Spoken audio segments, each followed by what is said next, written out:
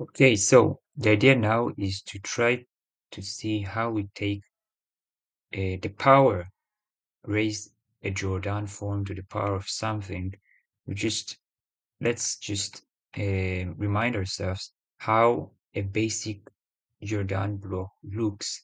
And I say block for a reason because Jordan form can have different blocks, but we will start by evaluating a block or a Jordan form with only one eigenvalue, just a big block. And then we will talk about different blocks in Jordan form when we raise the Jordan form to the power of something.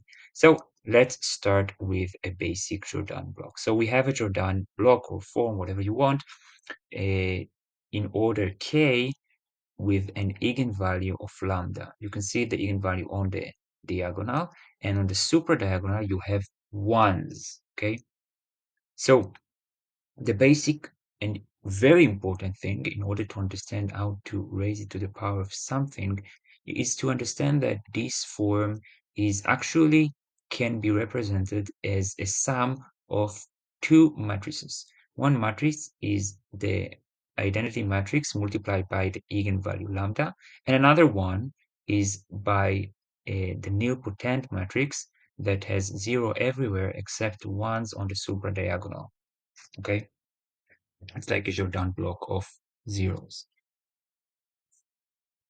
So we continue in that way, and I want to show you how to represent it. So we can take the Jordan that we just saw there and split it into lambda times I, those are the lambda on the diagonal, and a nilpotent matrix N, which has ones on the superdiagonal and zero anywhere else. Okay, there is this definition right over here.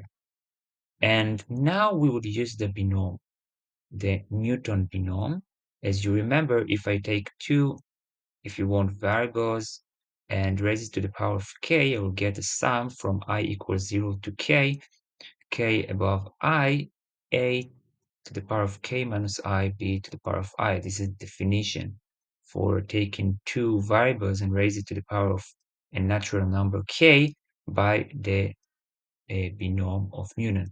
Now we will apply the, the Jordan form that we converted into using this binom.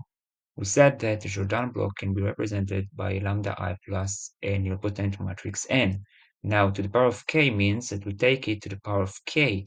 Now it fits exactly to the definition for a binom where k is again a natural number. Okay, so we can take, using this binom, the j, the Jordan form, to the power of k, or if we want, let's talk about a specific Jordan block. And when we do that, what we will get is this. You can just extract the I from here. I to the power of anything is just I, so it's just lambda to the power of k minus 1 and to the power of I. Okay, now remember that for a nilpotent matrix, m on m, when you raise it to the power of m, you will get 0.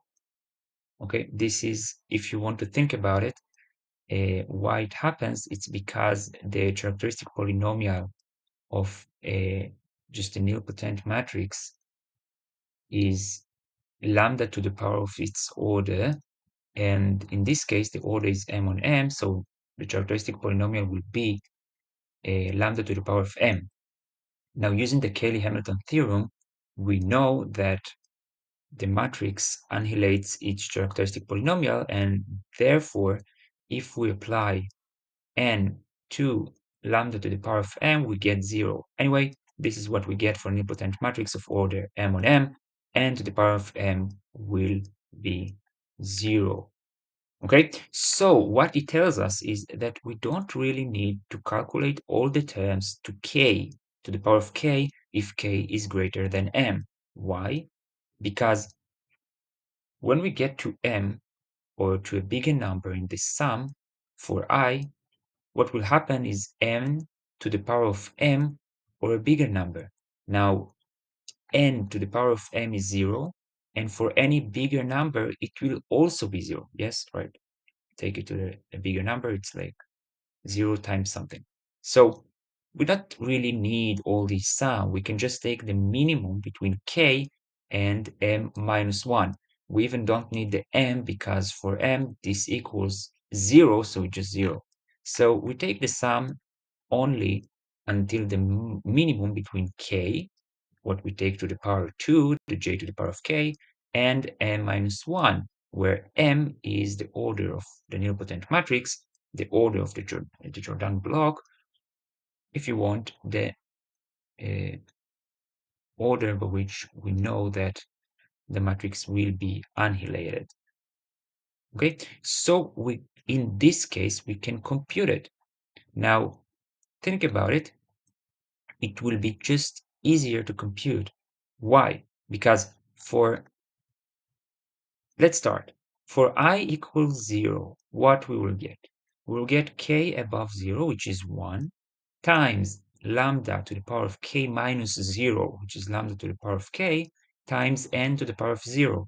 Now, by definition, a matrix to the power of 0 is the identity matrix. So for I equals 0, we got lambda to the power of 1 times lambda to the power of k times the identity matrix. So this will bring us the terms on the diagonal lambda to the power of k. Let's continue and we'll see the pattern. Now, for I equals 1, k to the power of k above 1 is k. This is where k above 1 comes here, which is just k, times lambda to the power of k minus 1 times n to the power of 1, which n to the power of 1 is just 1s on the superdiagonal. So we have k above 1, which is k, times lambda to the power of k minus 1 on the supradiagonals. So this is what we get, k to the power of k minus 1, k above 1 on the supradiagonal. Let's continue that way. Another one is I equals 2 now. When we talk about I equals 2, we are talking about k above 2, lambda to the power of k minus 2, and to the power of 2. And when we take such matrix that we talked about that starts with 1s on the superdiagonal, when you take it to the powers, you are just moving the 1s on the superdiagonal from the first superdiagonal to the second. You know what? Let's see this and let's call it, it's called also a, let's call it a Jordan block or 0 eigenvalue.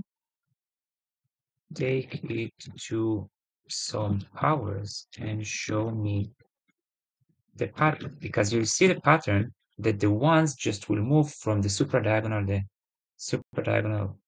first for the first superdiagonal, and just will go from the first to the second superdiagonal to the third. You restart it, and then we take it to the power of 1, it stay here. To the power of 2, you see that the ones just move to the next superdiagonal. If we continue, it will go to the next superdiagonal, which is here, and the other one, it just be 0. Again, we said that, remember that it's a nilpotent matrix. If you take it to the order of the matrix, you will get the 0, and this is exactly what we got. This is the pattern. This is why we are each time moving on the superdiagonal. So for lambda I equals 2, k above 2, lambda k minus our I, which is 2, on the second superdiagonal. Now the third will be the same, the fourth will be the same, and etc., until k above m minus 1, if m minus 1 is the minimum and not k. Okay? In general, we know that entry on the j superdiagonal is just k above j, lambda k minus j. And that's it. You can just know which superdiagonal you want to check and just apply the j here and the j here. We talked about I over here, but it's the same idea. And you will get what there is on the superdiagonal j. Okay, so this is the way we can take the power for a Jordan block. As you noticed, I talked about a Jordan with the same eigenvalues. Now you can ask me, wait, what if they're a Jordan form with different blocks, not just one block with the same eigenvalue, right? So you can ask it, and I just made an example right over here. This is an example. Right here. You can see this example. What we will do is for each block, we will do exactly what we did, but for each block and calculate it as they are separated, and then we will just order them back on the Jordan block. So we will do it for the first block, for the J2, for the J3, for the J4, for example, for taking to the power of 4. Okay, so we will do that. And for each one of them, we'll see what will happen then. Again, we will apply everything and calculate it. Okay, for each one of them, we will do that. And then we just put them all back, each one of them.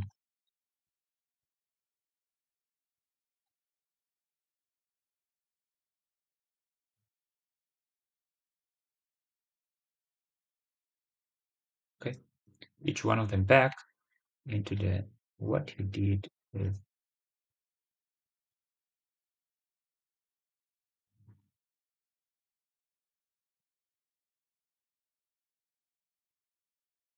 Okay, never mind. Okay, so that's the whole idea. Just take for each block and do whatever we did with the binom and everything. This is all the idea of taking a Jordan block or Jordan form and raising to the power of something. Again, it is based on understanding that you can just take the Jordan block and represent it as a sum of lambda I and a nilpotent matrix, and then you can use the binom of Newton in order to calculate everything you want by the definition of the binom. Okay, so that's it. Thank you very much. If there are any mistakes or correction, please tell me. Thank you all for watching it, and that's it for now. And thank for Jen and I for writing it down with the latex for me.